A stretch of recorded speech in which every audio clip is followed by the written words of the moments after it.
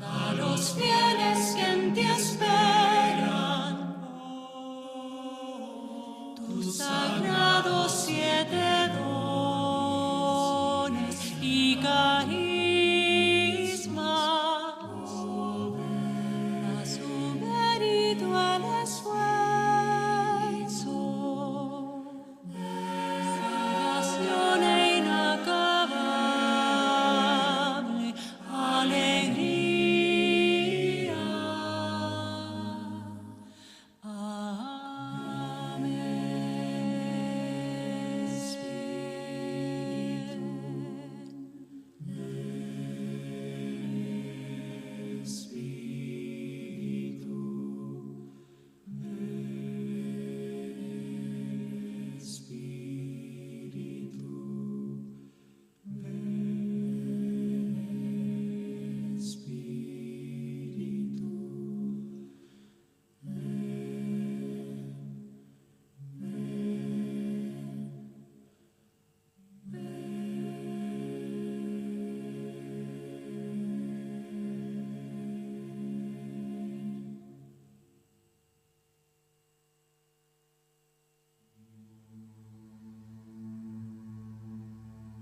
Veni Creator Spiritus, mentes tuorum visita, impla superna gratia, quae tu creasti vectora. Veni celis Paracletus, donum Dei altis timere, conspirebus dignis caritas, et spiritis salis nuncios.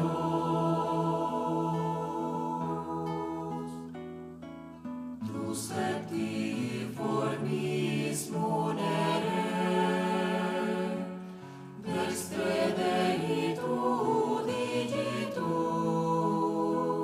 turrite promissum Patris, sermone editans futura.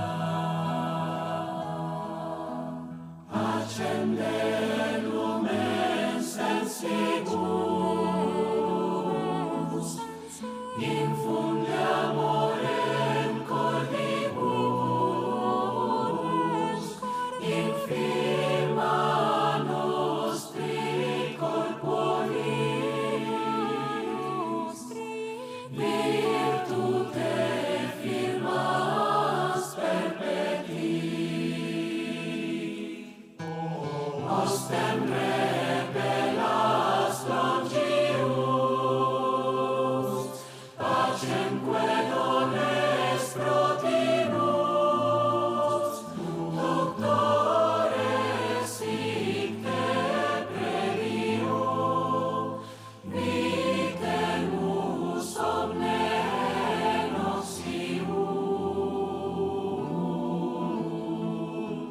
perteciamus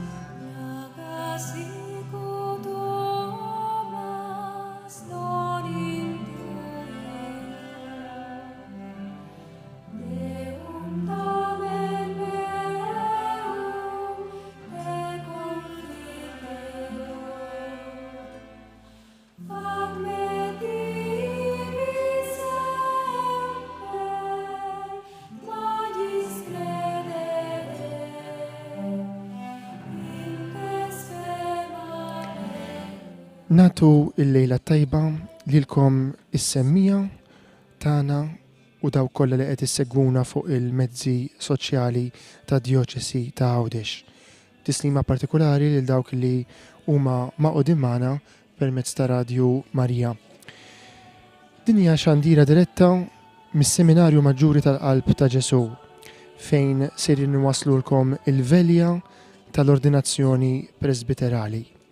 Il-Knisja f'Għawdex titħejja il-lejla permezz ta' dan il-mument ta' talb mill-ground tas-Seminarju Minuri, il-parti illi tmiss ukoll mal-post fejn jiġu iffurmati is-saċerdoti ta' għada fil-Belt Victoria, Għawdex, fejn sejrin nassistu għaċ-ċelebrazzjoni tal-kelma ta' Alla u tal-Ewkaristija bitħejja għall-ordinazzjoni presbiterali illi se ssir fid-Djoċesi ta' Għawdex għada il-ġimgħa 12 ta' Mejju 2023 fil-Katedral tal-Assunta fil-Belt Victoria fis-6 ta' filgħaxija f'ċelebrazzjoni illi tixxandar ukoll fuq dan l-istazzjon u fuq il-mezzi soċjali ta' Djoċesi.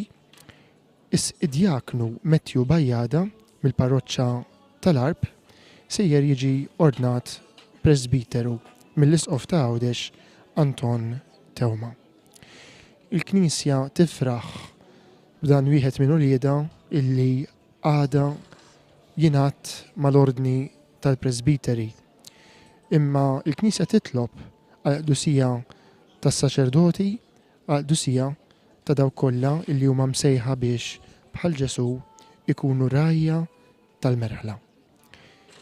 It-tema li intażlet għal din il-velja hija meħuda mill-Vanġelu skont San Luqa kapitlu 1 vers 39.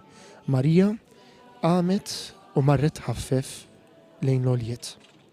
Ekku dik il-prontezza tal-Verġni imbirka illi wara li tisma' it-tħabbira tal-Anġlu illi jgħidilha li sejra ssir Omm Alla, il-prekupazzjoni prinċipali tagħha tkun illi tmur sabiex tgħin lill-qarib ta' Eliżabetta.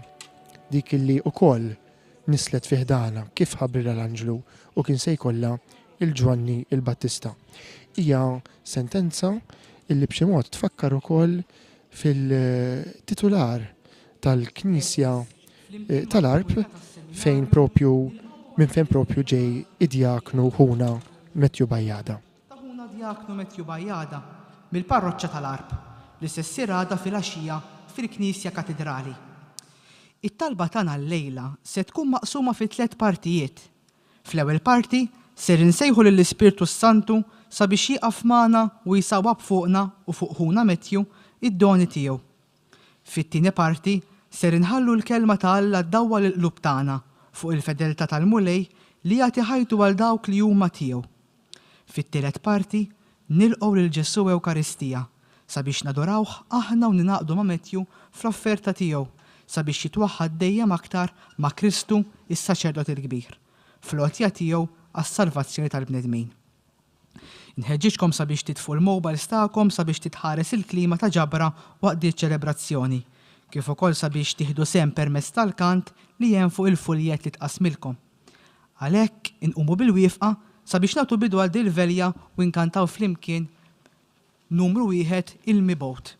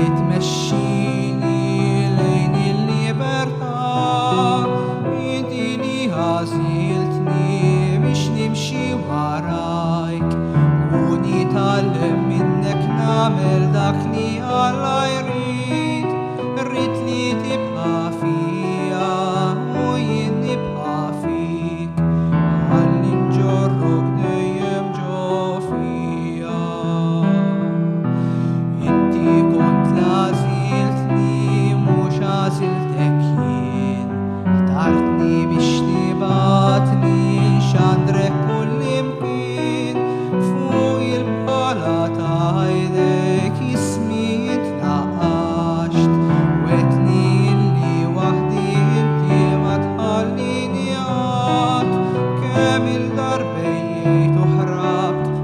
ma tlaqtni qatt u bqaj dejjem tiġri warajja. Ħeġġeġ intli l-qalbi bħal ħuġġiġa nar biex intir bil-ħeffa mas-sinjal ta' jdek meta nkun quddiemek ħarsni waħda fik lest biex nisma' kelbtek u bil-qalb immur naqdik nixed quddiem ħuti inti Alla ħaj ħliefek Alla toħra ma hemmx. Fl-isem tal-Missier u tal-Iben u tal-Ispiritu Santu, Amen. Alla l-Missier li ħares lejna bimħabba u tjiba, Ibnu l-waħdini li fih ġejna maħluqa u mifdija, u l-Ispiritu Santu li jitnieġ ġewwa fina ikun magħkom il-kol. U miegħek ukoll. Eżiż inġbarna hawn il-lejla biex nagħtu bidu għal-lejl ta' talb u adorazzjoni. Hija drawwa qaddisa tal-Knisja sa minn żmien l-Apostli li qabel ma jitqiegħdu l-idejn fuq dak li l-Ispirtu għażel biex ikun Ministru tal-poplu tiegħu, id-dixxipli tal-mulej jinġabru fit-talb u fis-sawm fl-istennija tad-don tas-sema fuq il-magħżul tiegħu. U dmir tagħna li llejla nakkumpanjaw lil ħuna Djaknu Matthew li għada ser jiġi ordnat Presbiteru. Insejħu għalhekk lill-Ispirtu Qaddis sabiex ikattar fuq dan il-qaddej tiegħu id-doni tas-sema. Minn fuq il-fuljet numru 2.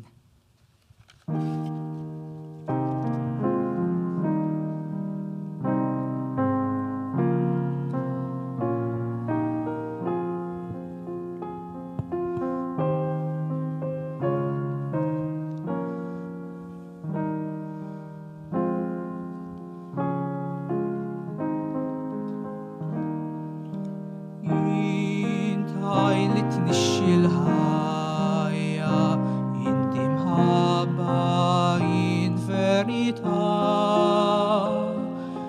Ejja Spiritu Santu, ejja Spiritu Santu.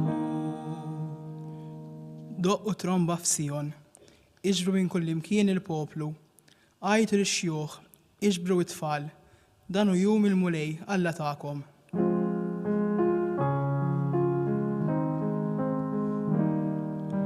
Intaj li tnixxi l-ħajja, inti mħabba in verità. Ejja Spiritu Santu, ejja Spiritu Santu. Ejjew popli kollha mid-djar tagħkom, inġabru għax illum jum il-mulej, sejħu flimkien l-isem tal-mulej u l-Ispiritu tiegħu jagħtikom il-qawwa.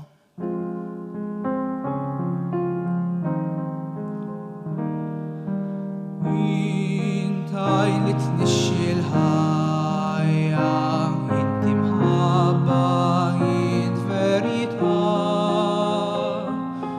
Ejja Spiritu Santu, ejja Spiritu Santu. Ix-xjuħ tagħkom ikollhom ħolm, iż-żgħażagħ tagħkom jaraw viżjonijiet, anke fuq l-imnikta u l-ħabsin insawwab l-Ispiritu tiegħi.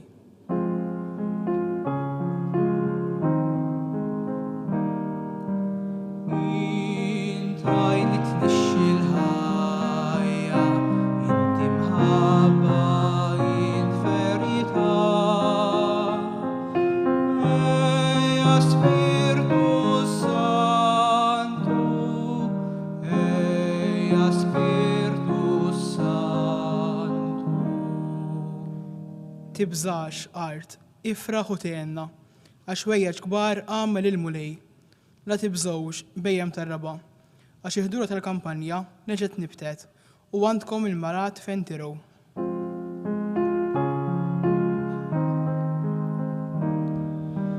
Intaj li tnixxi l-ħajja,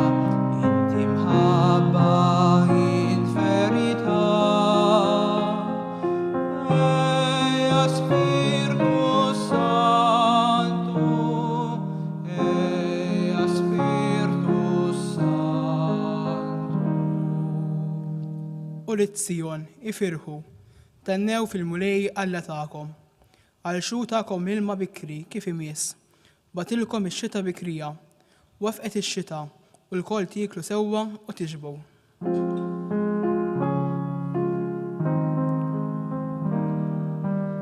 Intajni tnixxi l-ħajja, inti mħabba, int verità. Eja Spiritu Santu, eja Spiritu Santu. Is-sikak tagħhom dewbuhom fis-sjuf u l-imnieġel tagħhom fl-anezz. Ħajjejt id-dajjef jien qalbini u l-iżgħar wieħed ikun qawwi fil-mulej.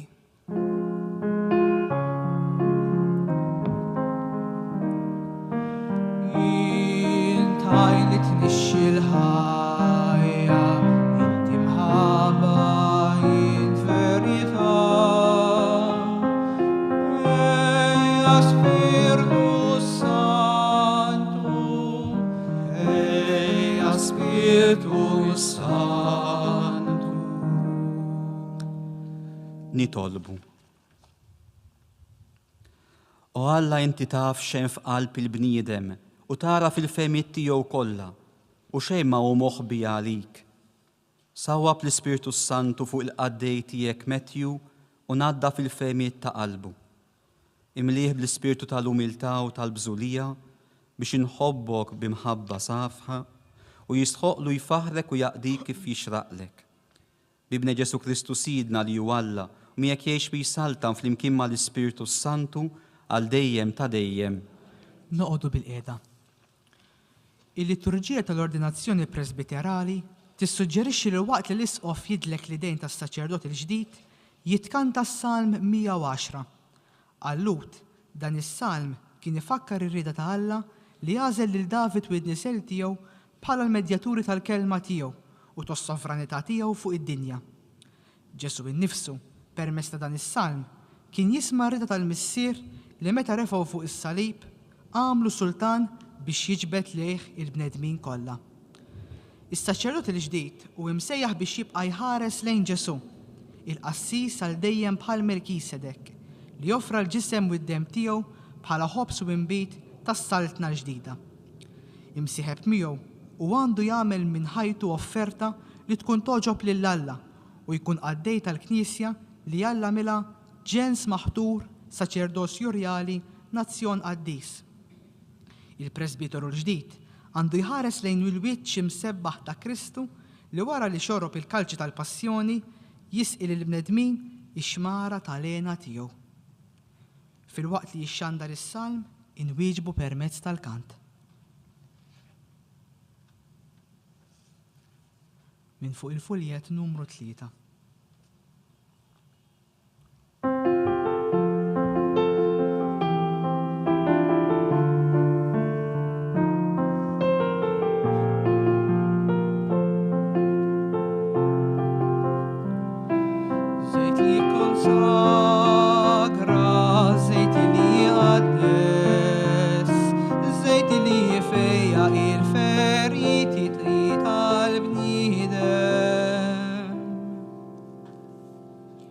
Il-kelma tal-mulej lil Sidi, oqgħod fuq il-lemin tiegħi, sama nqiegħed l-dewwa tiegħek, nirfes taħt riġlejk.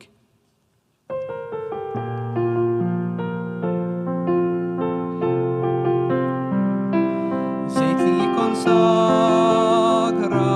żejt li jqaddes, żejt li jfejja il-feriti tal-bniedem.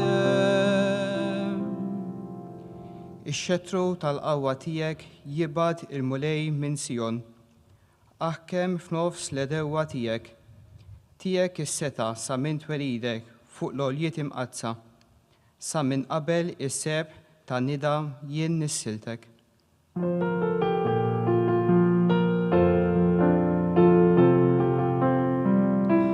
Żejt li jikkonsagra, żejt li jqaddes, żejt li jfejja il-feriti tal-bniedem. ħalef il-mulej u ma jisobx bih. Int qassis għal dejjem bħal Melkisedek. Sidi fuq il-leminija tiegħek jidrob islaten fjum il-illa tiegħu. Mil-wiet jixrob fi triqtu. Għandu jerfa' l fuq rasu.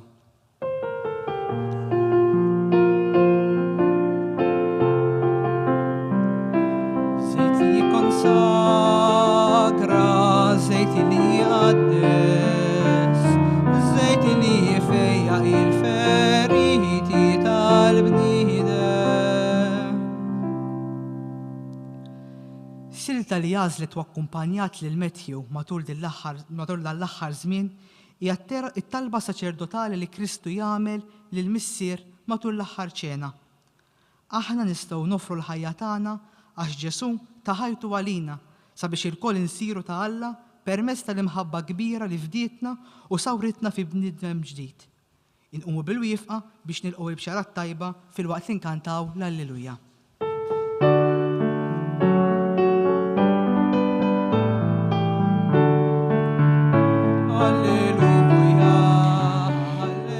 Aktar kmini mill-ktieb tal-profeta Joel smajna responsorju kantat li huwa sejħa lill-Ispirtu is-Santu.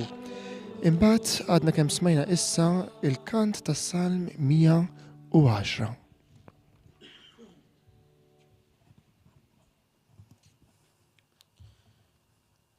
Il-mulej ma'kom. U miegħek ukoll. Qari mill-Evanġelju mqaddes skont San Ġwan. Glorja lilek, mulej.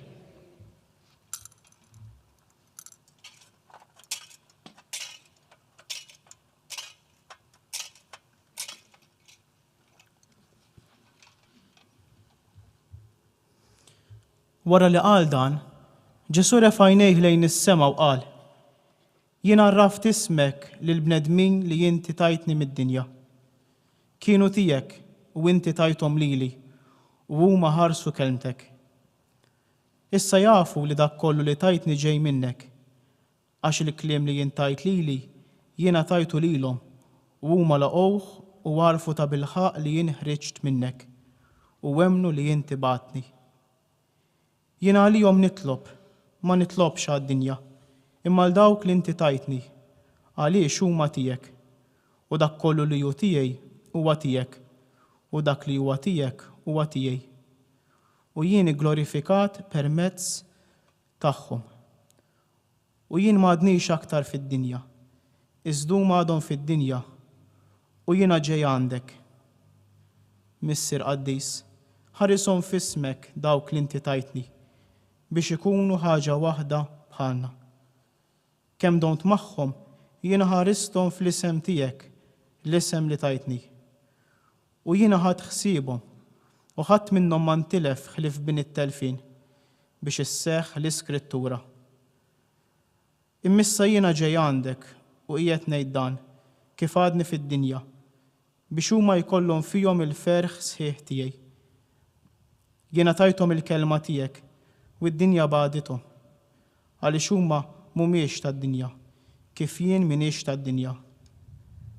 Ma nitolbokx li twarrabhom mid-dinja, imma li tħarishom mill-ħażin. Huma mhumiex tad-dinja, bħalma jiena m'iniex tad-dinja. Qaddishom permezz tal-verità. Il-kelma tiegħek hi l-verità.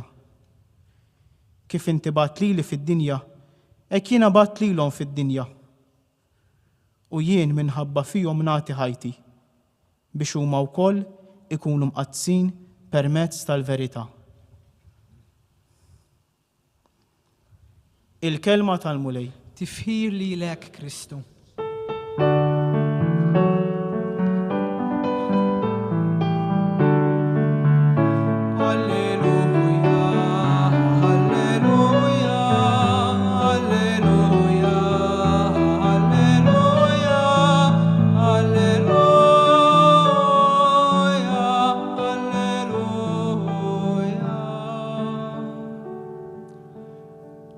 Noqogħdu bil-qiegħda. Nagħmlu mument ta' silenzju biex nirriflettu fuq il-kelma li għadha kemm ixxandritilna. Il-liturġija tal-ordinazzjoni tipprovdi diversi siltiet sbieħ mill-iskrittura illi jixħtu dawl ukoll fuq l-identità tas-saċerdot fuq il-modell ta' dak ta' Kristu. Smajna aktar kmieni l-ewwel silta is-salm dwar iż-żejt li jikkonsagra, salm 110. U dalwaqt nisimgħu salm ieħor, is-salm 100 li wkoll huwa suġġerit fil-liturġija tal-ordinazzjoni. Imma fil-qalba, fiċ-ċentru, fin-nofs, it-tieni minn dawn it-tliet siltiet kienet il-parti mill-Vanġelu skont San Ġwan, kapitlu 17, illi hija meħuda mid-diskors tal-aħħar ta' Ġesu fl-aħħar ċena, id-diskors magħruf bħala it-talba saċerdotali li hu jagħmel lill-missier. Talba illi fiha huwa jitlob għal dawk li huma tiegħu. U dak propju li qed nagħmlu llejla nissieħbu ma' din it-talba ta' Ġesu, is-saċerdot il-kbir, illi llejla wkoll iħares bħarsa ta' mħabba fuq dawk li huma tiegħu, fuq dan il-magħżul tiegħu il-kandidat għas-saċerdozju. Llejla qegħdin nitolbu b'mod partikolari għal ħuna id-diaknu Mettju Bajjada, illi ftit tal-ħin ilu rajnieh ixandar l-Evanġelju bħala diaknu għall-aħħar darba. U għas-salm 100 għal waqt li fih l-isqof jagħti l-bewsa tal-paċi lis-saċerdot il-ġdid. U s-salm ta' tifħil lill-Alla quddiem l-għarfien tal-imħabba kbira li hu wera mal-poplu tiegħu. Din l-imħabba deret fil-milja tagħha fi Kristu li fdina. Is-saċerdot Novel għandu jsib il-ferħ tiegħu f'din l-imħabba ta' Ġesu li jsejjaħ ħabib tiegħu lil dawk li jagħmlu dak li hu jikmandawhom. Filwaqt li jinqara dan is-salm, inkantaw ir-responsorju flimkien.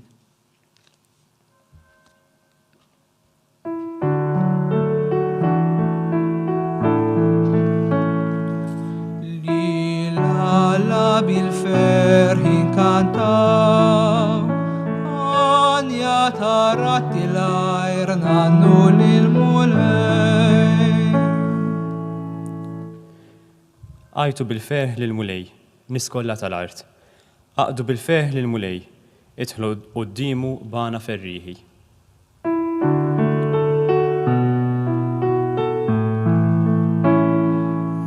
Li l-Alla bil-ferħ inkantaw, anja taratti l-ajr nannu lil-mulej. Kunu għafu li Jahwe u Alla, u ħalaqna u aħna tiegħu, aħna l-poplu tiegħu u n-naċ tal-mera tiegħu.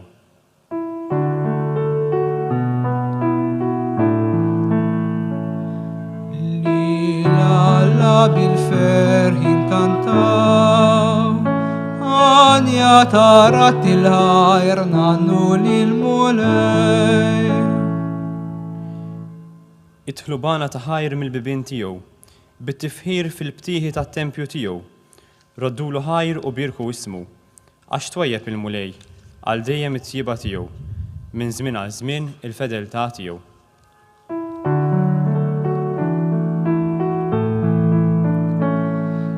Li l-Alla bil-ferħ inkantaw, anja taratti l-ħajr nannu lil-mulej.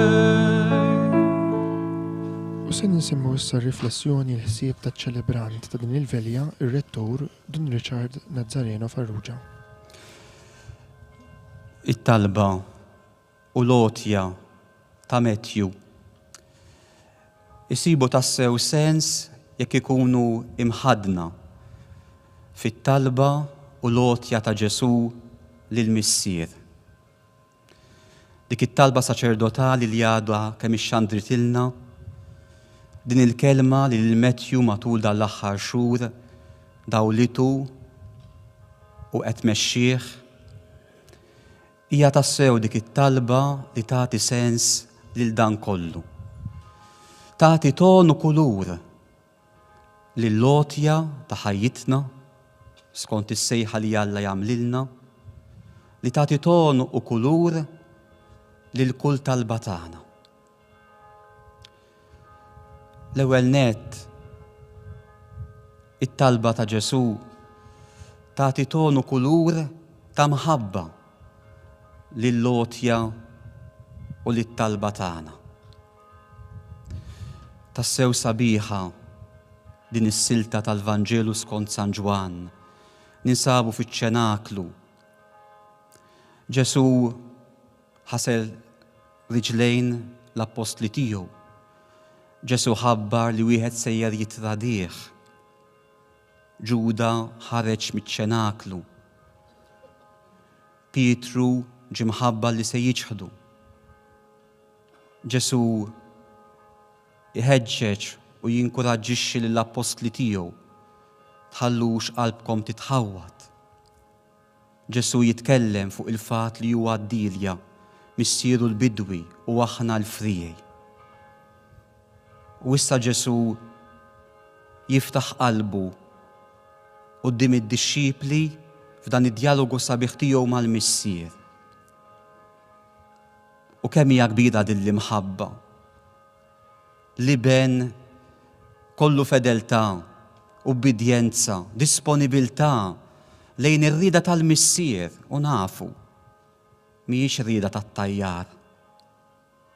Hija rieda tal-għotja ta' ħajtu fuq is-salib. U l-missier li jafda kollox fidejn ibnu l-waħdini. Kull kelma li jgħid liben ħada minant il-missier, kull ma għandu liben u għamoti lilu mill-missier. Kemm kbira din l-imħabba tal-missier l-liben, tal-liben lejn il-missier, dik l-imħabba li hija persuna divina, l-Ispirtu u s-Santu, il-mulej li tassew jagħti l-ħajja x'fejn hemm hu, fejn hemm l-imħabba, din l-imħabba li jisimha huwa Alla. Allura tassew hemmhekk hemm ħajja flotja li nagħmlu lil Alla. Hemmhekk hemm ħajja fit-talb li aħna noffru lil Alla.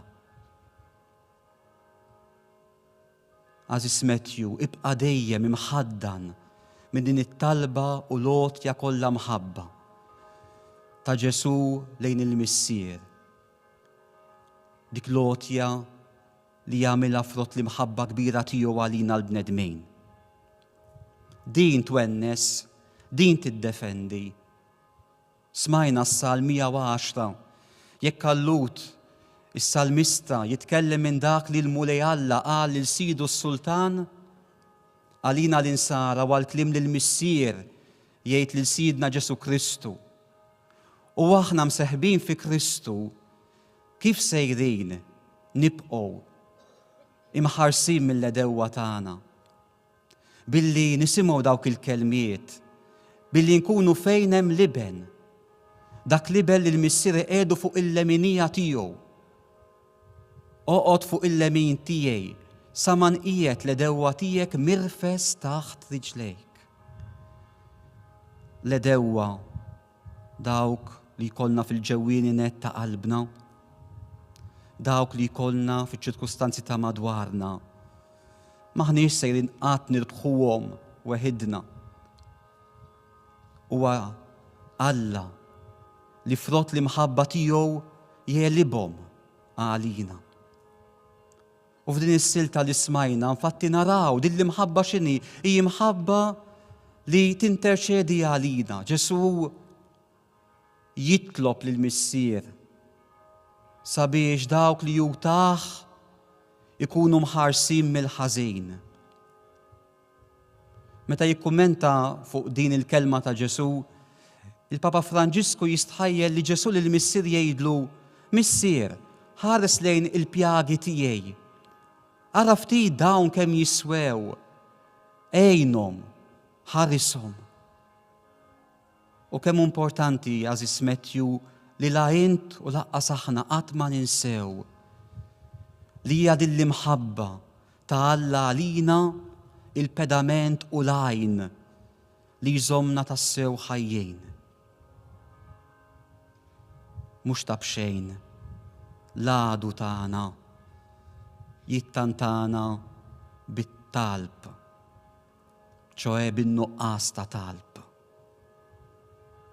Mhux ta' bxejn, Għaliex propju meta aħna nitbedu minn din l-imħabba nibdew nfittxu il-pjaċiri li jgħaddu, nibdew ninfixlu, nibdew ma nifmux is-sens tal-għotja li nkunu tajna, nibdew ma jkollniex enerġija nħobbu aktar, kemm ħaddum taqta minnek innifsek, appuntu. Għax jiena u inti bnedmin limitati, imma infinit, naqtaw dejjem minn Alla, nixorbu dejjem mill-lajn tal-imħabba ta' Alla.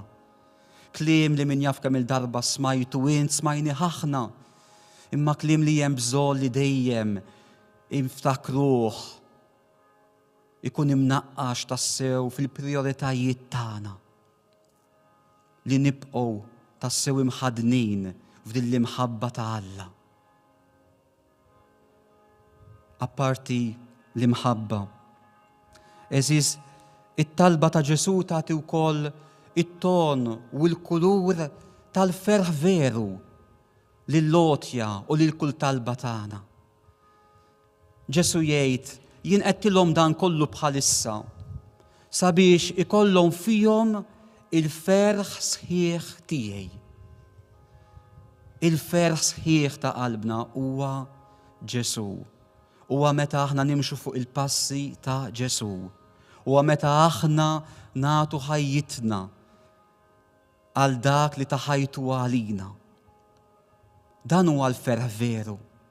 Huwa ferħ li ma jħarrabniex mill-problemi. Huwa ferħ li ma jinfixilx quddiem id-diffikultajiet.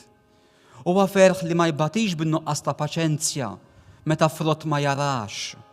Huwa ferħ li isaltan anki meta madwarna nafu nħossu aktar nixfa mill-li ġejt, aktar fallimenti mill-li suċċessi. Għax il-ferħ ma jiddependix minn dak li hemm madwari, il-ferħ jiddependi mill-fedeltà ta' Alla għalija. U dan huwa il-ferħ li jiġi mis-sliem ta' Kristu. Naħseb għalhekk il-liturġija fir-rit tagħha tissuġġerixxi is-salmija waqt il-bewsa tal-paċi għalfejn għaliex minn fejn ġej is-sliem. Il-ferħ huwa propju fli naqdu lil mulej. Aqdu lil mulej nies kollha tal-art. Din hija l-verità, dan huwa is-sliem veru. Dan huwa l-ferħ veru. Għaliex tassew li Jaħwe u Alla u bissem. U l-ferħ veru meta aħna nafu li Alla wieħed għandna. U la aħna nfusna, la l-ħolm tagħna, la l-proġetti tagħna, la l-ħsibijiet tagħna. U lanqas affarijiet oħra u nies oħra ma jsiru Allat tagħna. Għaliex Jaħwe u Alla tagħna u ħalaqna u aħna tiegħu. Kollox jagħmel sens fih. Dak li jibni dejjem armonija. Dak li ħalaq mix-xejn. Dak li jimxi dritt fuq linji mawġa. Dak li jiftaħ triq f'nofs il-baħar. U ħalaqna u aħna tiegħu. Dan huwa l-ferħ, jiena ta' Ġesu. Aħna l-poplu tiegħu in-naċ tal-mera tiegħu. Idħlu bana ta' ferħ quddiemu. Kull quddisa, kull sagrament li jekk il-mulej jrid sejjer tibda tiċċelebra minn għada fil-għaxija. Kull nifs bl-għajnuna ta' Alla jalla dejjem aktar ikun mimli b'dan il-ferħ veru. Il-ferħ sħiħ ta' Ġesu li isaħħalna qalbna dejjem kontra kull tip ta' pjaċir li imbagħad għalkemm donnu jinżerra u jitla malajr naħsdu minnu ħafna mrar mhux biss għalina. Fl-aħħar nett eżiż it-talba u l-għotja ta' Ġesu tagħti wkoll it-tonalità u l-kulur tal-għoża ta' Alla għalina, tal-ħarsin tiegħu. Ġesu jitlob il-missier ħarrishom lil dawk li tajtni. U din hija anki l-missjoni sabiħa ta' min u imsejjaħ biex jissieħeb ma' Kristu, is-saċerdot il-kbir u waħdini, u f'ismu u għall-imħabba tiegħu nirgħu il-merħla fdata fidejna. Li nieħdu ħsieb, li nħarsu. U allura din ukoll tagħti sens lil ħajja tagħna, mhux meta nħarsu lilna nfusna, mhux meta nħarsu l-interessi tagħna, mhux meta nieħdu ħsieb biss id-drittijiet tagħna, imma meta nħarsu lejn il-bżonnijiet tal-poplu ta' Alla u meta nieħdu ħsiebu. Kif jgħid San Pietru mhux bil-fors, imma bil-qalb kif irid Alla. Aziz Matthew, inti trabbejt għad-del tal-Marija li żżur l-qarbita Elisabetta. Marija hija dik li iva ġġor fija l-imħabba ta' Alla l-poplu tiegħu. Marija hija dik li ġġor fija dan il-ferħ ta' Kristu li jimla d-dinja bil-ferħ veru, li qabbes minn ġolġuf lill-bniedem għal ferħ tas-salvazzjoni. Marija tassew dik li jiġġor fija dan il-ħarsin ta' Alla lejn il-poplu kollu tiegħu. Fl-attenzjoni, il-kura, mhux biss ta' qarribita, imma wkoll ta' dawk li taħt is-salib ingħatawla bħala ulieda. U allura Alla taħt il-ħarsin ta' Omna Marija, aħna wkoll nibqgħu nitolbu għalik biex l-għotja u t-talba tiegħek jibqgħu imħadnin fl-għotja u t-talba ta' Kristu. Ħatkun din ta' bilħaq il-qawwa tiegħek, ħatkun din l-imħabba li timliek, ħajkun dan il-ferħ tal-ħajja tiegħek, ħajkun dan ukoll il-kawża, il-mutur ta' kull ħidma tiegħek biex tieħu ħsieb lil dawk li l-mulej jibatek għandhom. Ir-riflessjoni u t-talba ta' Dun Richard Nazzareno Farrugia, rettur tas-seminarju ta' Għawdex. Fil-velja tal-lejla, velja illi qegħdin inwaslulkom mill-ground tas-seminarju minuri ta' Għawdex, is-seminarju tal-qalb ta' Ġesu, velja illi fija qegħdin nitolbu għal Matthew Bajada, id-diaknu mill-parroċċa tal-Arb f'Għawdex, illi għada f'quddisa li tibda fis-6:30 ta' filgħaxija fil-Katedral tal-Assunta sejjer jiġi ordnat presbiteru mill-Isqof ta' Għawdex Anton Tewma. Ir-riflessjoni tar-rettur daret kollha mal-liturġija sabiħa tal-ordinazzjoni presbiterali li se jkollna xorti insegwu mill-ġdid għada filgħaxija. Liturġija tassew rikka f'dak li huwa kontenut minħabba it-talb liturġiku sabiħ li fija s-siltiet tal-iskrittura magħżula. Hija din il-fedeltà ta' Ġesu, lajn ta' kull glorja u l-kawża tal-ferħ veru li jimla l-qalb ta' dawk li jimxu warajh. F'dan il-moment nilqgħu fostna lil Ġesu Ewkaristija fil-waqt li nqumu bil-wifqa u nkantaw flimkien waslet is-sija. Kif smajna l-animatorju introduċi waqt li tneħħa miċ-ċentru il-ktib tal-Vanġelu illi naturalment madwaru kienet iddur din l-ewwel parti taċ-ċelebrazzjoni, issa f'din it-tieni parti sejrin inqimu il-preżenza ħajja ta' Ġesu fl-Ewkaristija. Għalhekk waqt il-kant ta' dan l-innu sejjer jinġab f'nofs il-miġema hawn preżenti Ġesu sagramentat.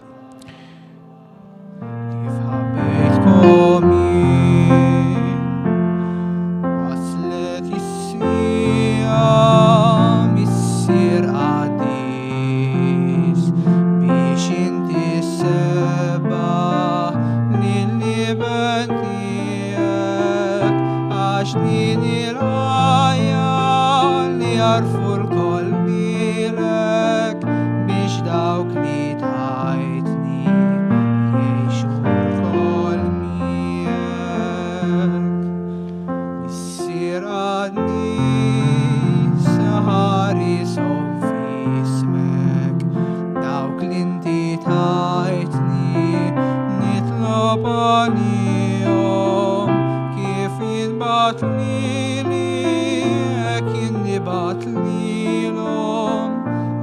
jien ħabbejthom kif ħabbejtni u għal dawk kollha li jemmnu fija kif inti fija u jiena fik ekku ma jkunu ħaġa waħda fina biex il-ferħ tagħhom ma jispiċċa.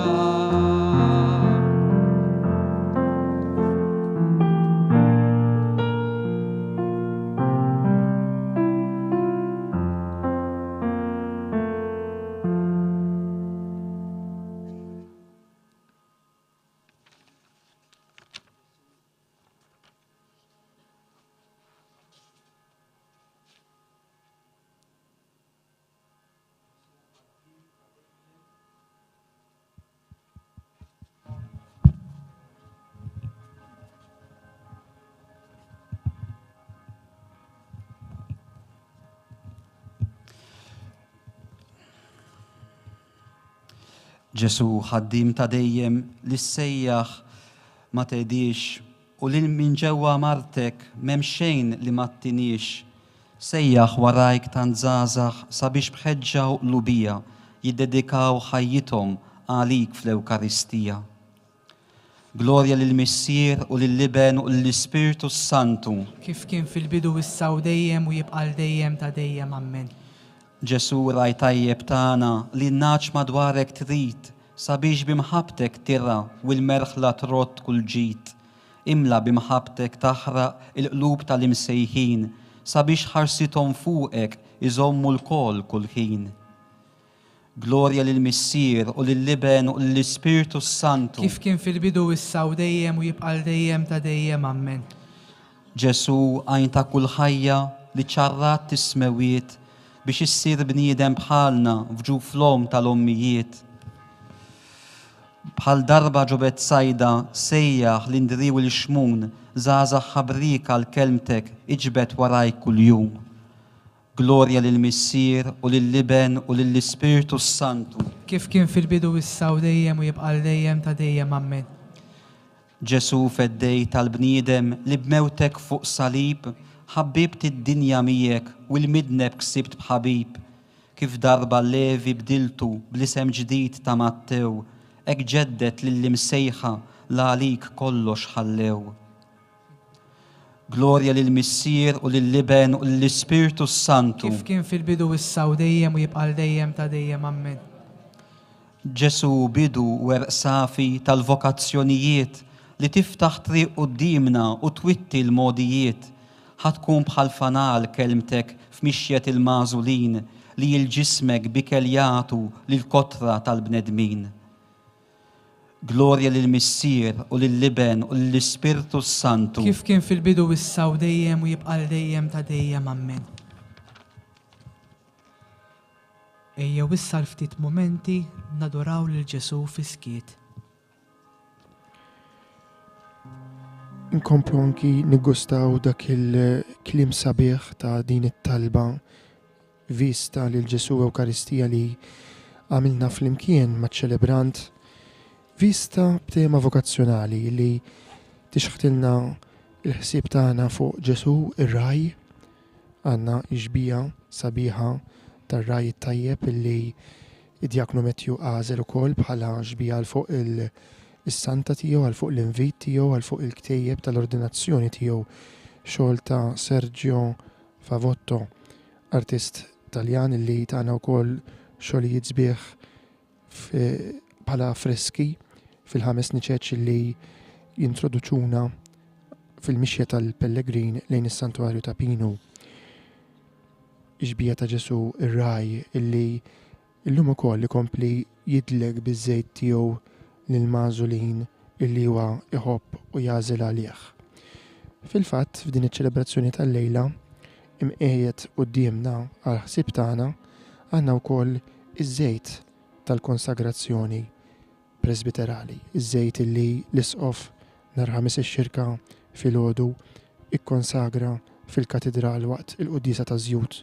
Iż-żejt illi nistgħu ngħidu li diġà intuża minnu fuq il-kandidati għal konfirmazzjoni li huwa sagramenti li beda jingħata lill-adolescenti tagħna fil-ġimgħat illi għaddew. Huwa żejt illi għada b'mod partikolari jieħu prominenza waqt iċ-ċelebrazzjoni tal-ordinazzjoni presbiterali, żejt illi bih jiġu midluka l-idejn tal-presbiteru ġdid. F'dan il-moment imma l-ħarsa tagħna fuq kollox tinxteħet f'kontemplazzjoni u imħabba fuq dak li huwa tassew il-midluk tal-mulej Ġesu Kristu, dak li l-isem tiegħu ifisser il-midluk Kristos mill-Grik, il-mażul u l-maħbub tal dak li fuqu il-missier qal il-kelmiet dan u ibni il-maħbub isimgħu lilu. Aħna llum smajna l-kelma tiegħu imma issa inħarsu leħ, inqimuh, nadurawh. F'dan il-moment kif jiġri f'kull velja tal-ordinazzjoni, il-kandidat għall-ordinazzjoni, id-diaknu Metju Bajjada, jagħmel it-talba tiegħu quddiem Ġesu Ewkaristija, talba li aħna nissieħbu fija wkoll biex nitolbu għalih u miegħu. Minħabba fihom nagħti ħajti biex huma wkoll ikunu mqaddsin permezz tal-verità. Mulej Ġesu, din kienet it-talba li jintressaqt lill-missier għad-dixxiepli tiegħek f'dik il-lejla tant profonda tal-aħħar mumenti tiegħek qabel lotja tiegħek fil-passjoni, il-mewt u l-qawmien. U l-lejla mulej, ħallini nimpoġġi dawk l-istess kelmiet tiegħek fuq fommi biex l-ewwel u qabel kollox nitolbok żewġ grazzi. Żewġ grazzi li f'dan il-mument ikkaratterizzat minn diversi sentimenti qabel il-mument tant għażiż ta' għada. Grazzi li nixtieq li jkolli biex permezz tagħhom inkun tassew strument doċli fl-idejn tal-missier. X'inhuma dawn il-grazzi? Xejn ħlief lotja u l-verità. Mulej Ġesu, hekk kif ninsab arkub tajja quddiemek ħaj fl-Ewkaristija, imqanqal minn dawn il-kelmiet tiegħek li jesprimu il-veru skop tal-missjoni tiegħek. Ħsibijieti jinsabu mitfuwejn fuq il-mument tal-għotja tiegħek li laħqet il-milja tagħha fuq l-għowda tas-salib. Hija immaġni li tfakkarni dejjem aktar fil-bżonn li jien infittex li nħobb u ninata dejjem aktar. Iktar u iktar, issa li minn għada ser nilqa' dan il-ministeru li fil-ħnina tiegħek ser jogħġbok tagħtini. Ministeru li fih ser ikolli sem u parteċipazzjoni mis-saċerdozzju tiegħek. Grazzi mulej ta' dan id-don infinit. Int is-saċerdot. Jien ser inkun biss strument dajjef u limitat f'idejk. U fil-waqt li nikkontempla lil idejk miftuħin fuq is-salib, inġib quddiem għajnejja wkoll il-kustat miftuħ tiegħek, inixxi demm u ilma, sinjal ta' għotja totali, għax huwa l-frott tal-qalb tiegħek li jinsab ħireġ minnek bħal xmara. Daqs li kieku minn dak il-kustat trid toħroġ qalbek ukoll. Flimkien ma' dawk li dejjem miftuħin beraħ, il-kustat miftuħ u sinjal ta' stedina biex jien ninfetaħ u npoġġi ħajti f'idejk. U fil-waqt li nipprova nimitak mal-bnedmin, naraf dejjem aktar il-bżonn li nkun saċerdot dejjem ħdejk u maqgħud flimkien miegħek u miegħek biss. Kultant jiġu momenti fejn għalija jkun faċli li nidbiet minnek u nagħmel dak li rrid u li jkun jaqbilli. Għalhekk mulej il-lejla nitolbok biex iżżommni miegħek biex permezz tiegħi tasal għand l-oħrajn. Jien ninsab konvint li int mhux se tħallini qagħd f'dal-ministeru li qed tafdali mingħajr ma jistħoqli. Mulej Ġesu, il-lejla nirringrazzjak ukoll tad-don tal-Ministeru Djakonali. Grazzi tal-li kabbart fija id-dispożizzjoni li nwassal il-kelma tiegħek u naqdik fl-oħrajn, speċjalment fis-sagramenti. Aħfir li ta' dawk id-drabi meta il-ħtieġa li nwassal lilek kienet fit-tieni u t-tielet post. Issa għada minn djaknu se nsir saċerdot.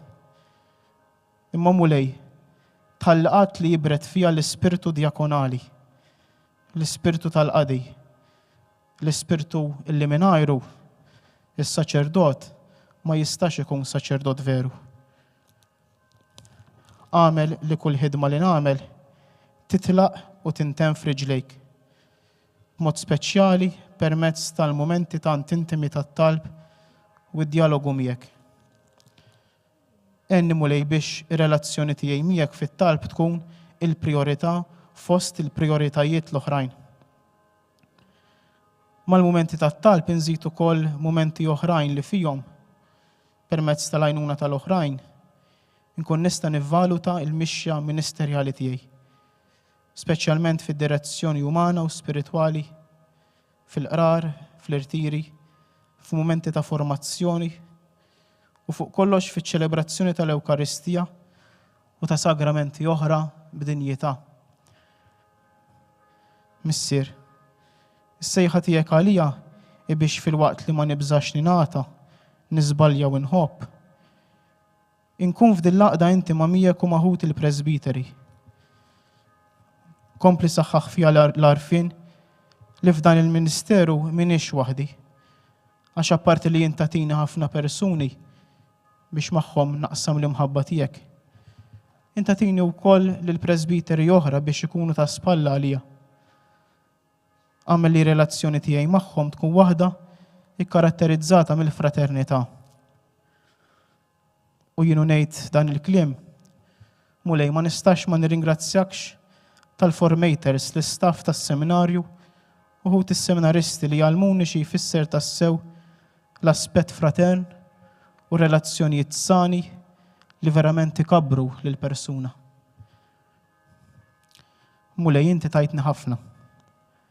Tajtni l-familja, il-qraba, il-ħbieb, is-saċerdoti, l-għalliema, l-akkumpanjaturi u numru mhux żgħir ta' persuni li magħhom stajt naqsam il-ħajja sabiħa tiegħi li jidhom tiegħek biex bekk nasal sawn.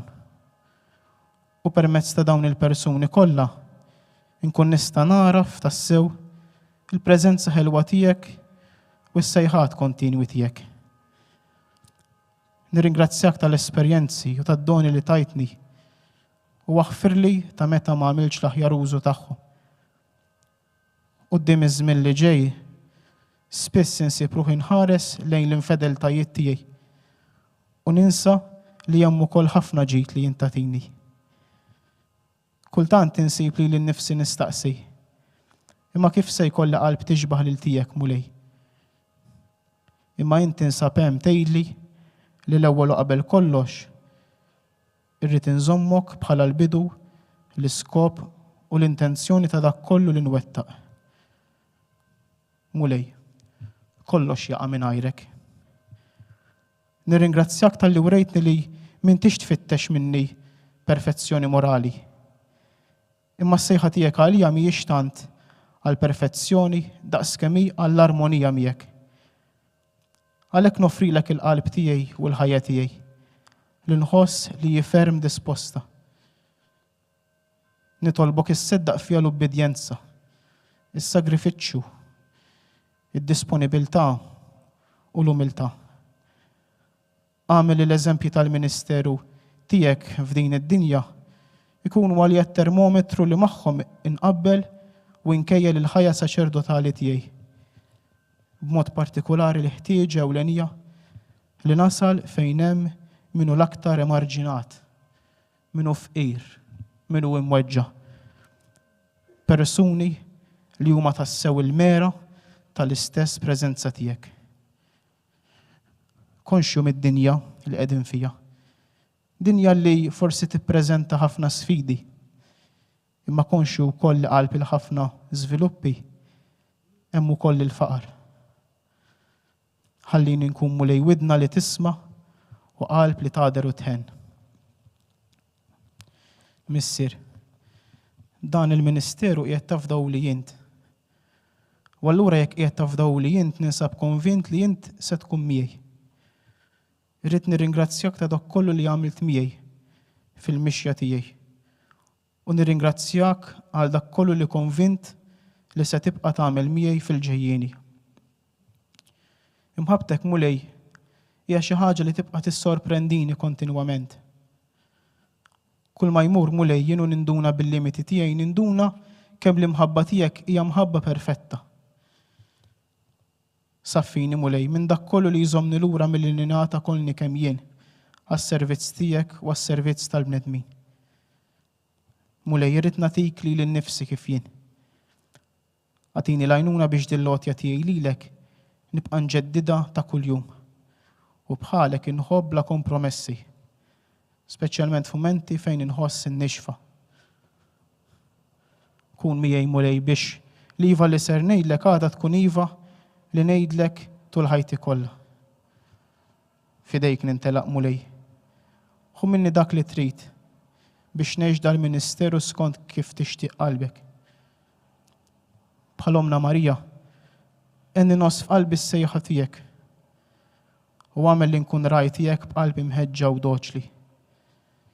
Għamilna għaddej fidil, għaqli u qaddis biex bdil-lotja ta' ħajti nwassal ta' bil-ħaq il-verità tiegħek li timla l-qlub.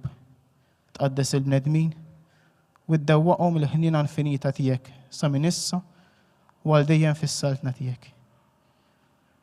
Ħu fidejk ir-rieda dgħajfa u l-ħajja fraġli imma disposta b'qalb kbira tiegħi. Ibqa' qrib tiegħi u għallimni dejjem iktar inħobbok u nitolbok. Hawn jien. Amen.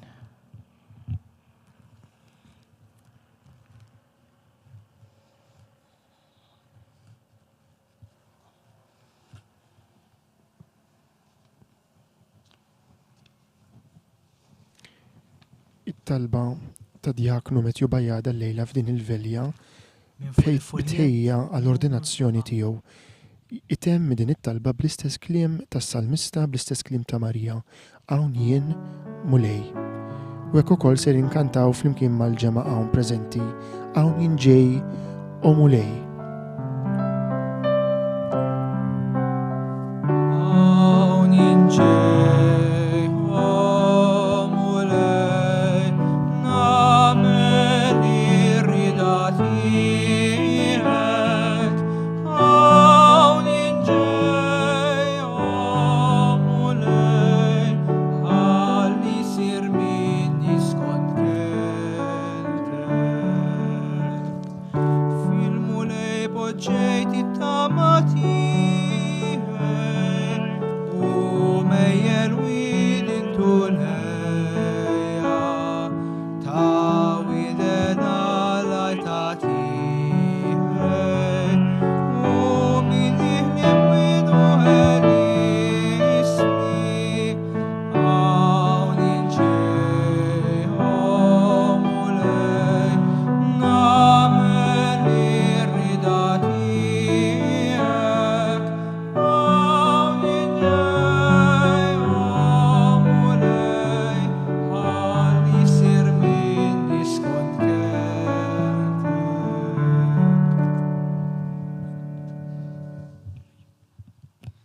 Ejjew issa nħejju ruħna sabiex nirċievu l-barka ta' Ġesu fl-Ewkaristija.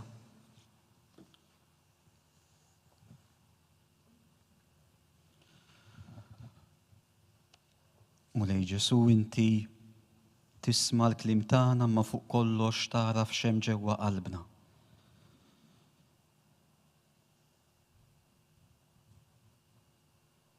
Isma' mulej it-talba tagħna.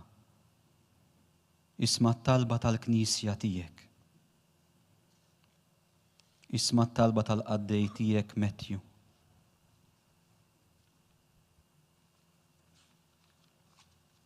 Żommu dejjem mulej fil-ken ta' qalbek. tħalli ħadd qatt u xejn xi darba jifirdu minnek.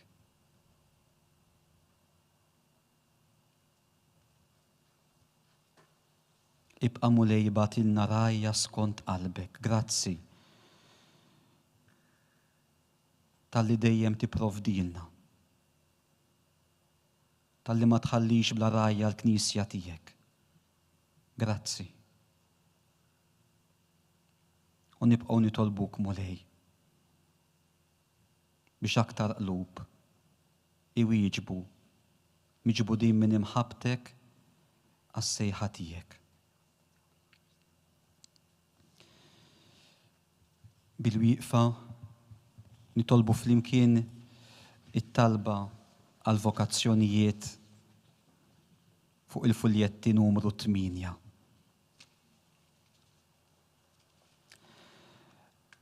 Missier Qaddis, sejjaħ aktar ħaddiema fl-għalqa tiegħek lil dawk li sejjaħ għejnhom jisimgħu u jilqgħu l-istedina tiegħek.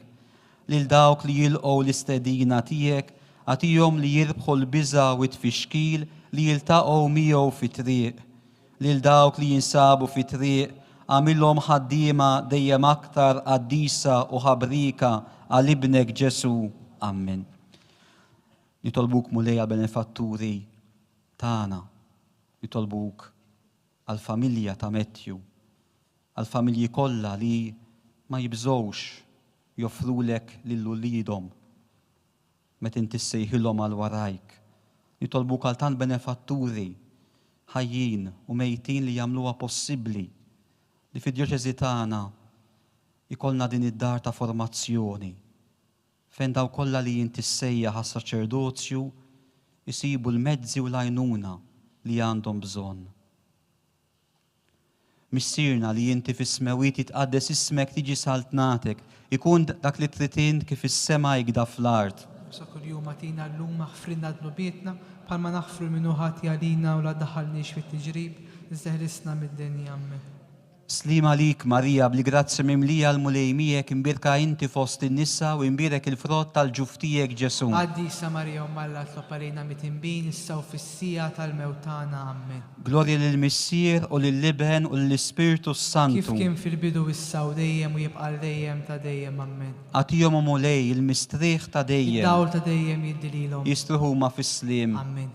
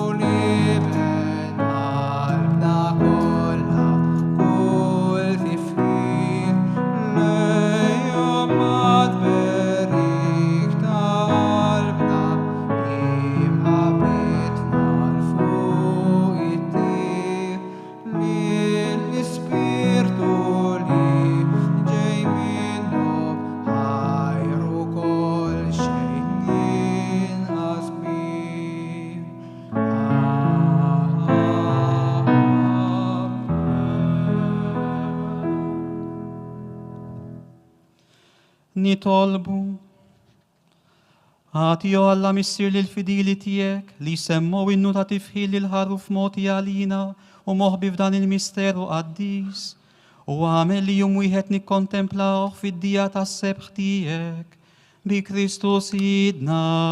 Amen.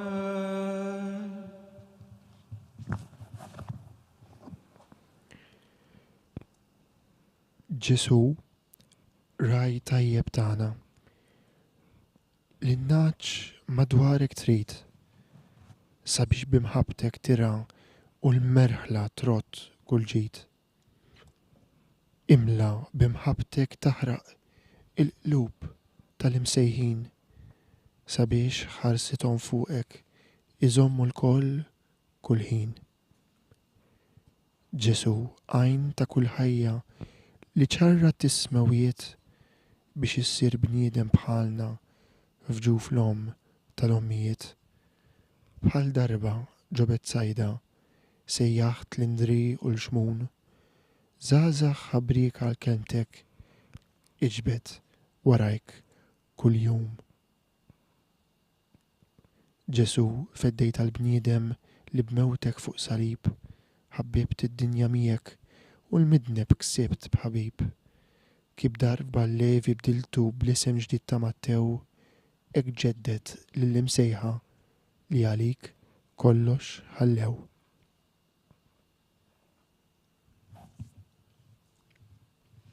Ikun imbirek Alla, imbirek l-isem imqaddes tiegħu, imbirek Ġesu Kristu veru Alla u veru bniedem, imbirek l-isem ta' Ġesu, imbirek l-qalb imqazza tiegħu, imbirek id-dem mażis tiegħu, imbirek Ġesu fis-Santismu Sagrament tal-altar, imbirek l-Ispirtu Santu Paraklitu, imbirek l-kbira Malla Marija Santissima, imbirek l-imqazza makulata konċizzjoni tagħha, imbirek it-tluq glorjus tagħha fis-sema, imbirek l-isem ta' Marija Verġni u Om, imbirek San Giuseppe Arus Kastismu tagħha, imbirek Alla fl-anġli u l-qaddisin kollha tiegħu.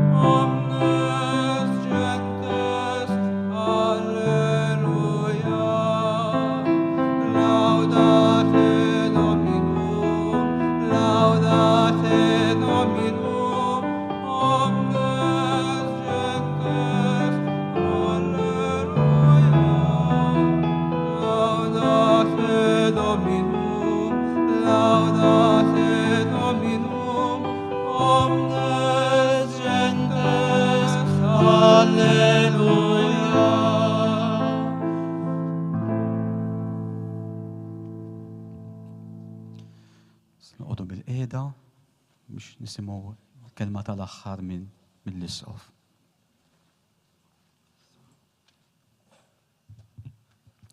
Grazzi ħafna li nġbartu hawnhekk il-lejla biex nitolbu flimkien, nitolbu għal Mettju ma mhux biss għas-saċerdoti kollha. Darba li tkun saċerdot kienet status. Jisu kien hemm ħafna familji li kienu jixtiequ li jkollhom saċerdot. Illum kważi kważi saret disgrazzja. U fija jagħmel sens, għaliex għax id-dinja li kollha kemm isejra biex tigwadanja takwista tieħu taħkem. U s-saċerdot li timur kontra l-kurrent bil-maqlub, ġifi jitlef, iħalli, jagħti, iħobb, jaħfer, iħen. Bir-raġun li ma dix taqbel ma kif kienet qabel il-biċċa tax-xogħol. U allura naħseb li min-naħa l-waħda hemm bżonn iktar ta' saċerdot, hemm bżonn iktar tal-figura tal-persuna illi lesta li tagħti, li tħobb, li tħen, li taħber. Min-naħa l-oħra saret iktar diffiċli, iktar ikkomplikata. U allura hemm bżonn iktar ta' min jitlob għas-saċerdot, ta' min isostni lis-saċerdot. Fl-istess waqt, però, il-figura tas-saċerdot jiena ċert li indispensabbli minkejja d-djufijiet, id-difetti, il-problemi, u xi ekumani, kultant l-iskandli li nagħtu. Il-figura, l-persuna tas-saċerdot hi neċessarja, indispensabbli. Għaliex indispensabbli? Għax in-nies il-bnedmin għandhom bżonn ta' persuni li jieħdu ħsieb il-qalb tagħhom, l-awtentiċità tal-qalb tagħhom. Għandna min jieħu saħħitna, għandna min jieħu ħsieb id-djar tagħna, għandna min jieħu ħsieb il-ġid tagħna, x'hekk għandna l-avukati, għandna t-tobba, għandna l-periti, għandna l-accountants, għandna elf tibta. imma hemm bżonn ta' xi ħadd li jieħu ħsieb il-qalb tagħna, il-qalb tagħna, il-qalb tagħna. Mhumiex biżżejjed il-psikoloġi, mhux biżżejjed il-social workers, mhux biżżejjed il-psikjatri, le. Imma hemm bżonn tal-persuna li tieħu ħsieb l-essenza, il-qalb. Meta ngħidu l-qalb hija ċ-ċentru l-enerġija li tagħti l-ħajja kollha kemm il-persuna. Għalhekk jiena sinċerament hekk inħoss li s-saċerdot mhux biss ma baqax żmienu, iktar ma jgħaddi żmien, iktar jinħass il-bżonn tiegħu. Iktar jinħass il-bżonn tiegħu. U jien għandi fiduċja kbira, kbira immens, kbira ħafna, illi iktar ma jgħaddi żmien, iktar żgħażagħ kuraġġjużi, għax iż-żgħażagħ huma kuraġġjużi. Għandhom enerġija fihom li aħna l-adulti m'għandniex. Iktar żgħażagħ se jkunu lestej li jieħdu ħsieb il-qalb tal-bnedmejn billi ikunu faqda intima ma' Alla u jkunu kapaċi jagħtu lilhom infushom l-enerġija tagħhom, il-ħajja tagħhom għal-ġid tal-persuni, għal-ġid tal-bnedmin. Awguri mill-qalb lil Matthew, awguri li daw kollha li qegħdin iħejju ruħhom biex ikomplu il-formazzjoni tagħhom għas-saċerdozzju u awguri mill-qalb lil dawk iż-żgħażagħ li forsi jkun għaddej minn moħħhom xi ħsieb li jistgħu jgħaddu ħajjithom, jagħtu ħajjithom b'dan il-mod. Sintendi, jalla isibu familji, jalla u nemmen li laqdinaw għalmenu lilna jsibuna, isibu familji li jsostnuhom, jissapportjahom, jagħmluhom kuraġġ. Grazzi, grazzi lill-formators kbira li jieħdu ħsieb lis-seminarju lis-sisters, grazzi li daw kollha li ħejjew għal din il-verja tal-lejla, il-lejla tajba l-kulħadd. Grazzi ħafna ma' nisqof hekk nirringrazzjakom tal-preżenza tagħkom il-lejla, hi waħda sabiħa u allura hekk anki għaw fostkom minn ġib ħafna dbatija anki fiżika u allura tassew turi l-qalb kbira l għandkom u kemm temnu fit-talb. It-talba ħad kompli matul dal-lejl, issa l-adorazzjoni fil-kappella tas-seminarju tkompli minn issa sa għada fis-7 ta' filgħodu fejn hemmhekk għal min jixtieq sejrin nitolbu is-salmi u nibqgħu allura nakkumpanjaw dal-lejl fit-talb lil ħuna Matthew. Il-Knisja wkoll tissuġġerixxi fl-erf tagħha li wieħed jagħmel xi sagrifiċċju, xi sawma żgħira b'din l-intenzjoni biex nittalbu d-don tal-Ispirtu ta' Alla fuq dan il-qaddej tiegħu. U allura min jista' u min jiflaħ anki jista' jsieħeb lil Matthew b'dan il-mod u nibqgħu sejrin fit-talb tagħna. Ningrazzja ħafna wkoll lill-iskola tas-seminarju minuri li offrit l-ispazju disponibbli mistajna għamilna din il-velja flimkien. Wara l-kant tal-aħħar hekk għal min jista' hekk nitlobkom ftit għajnuna ħalli niġbru s-siġġijiet u allura mbagħad aħna s-seminaristi nkun nistgħu nkomplu anki bit-talb tagħna matul il-lejl. Inqumu bil-wif allura u nsellmu lill-Omna Marija.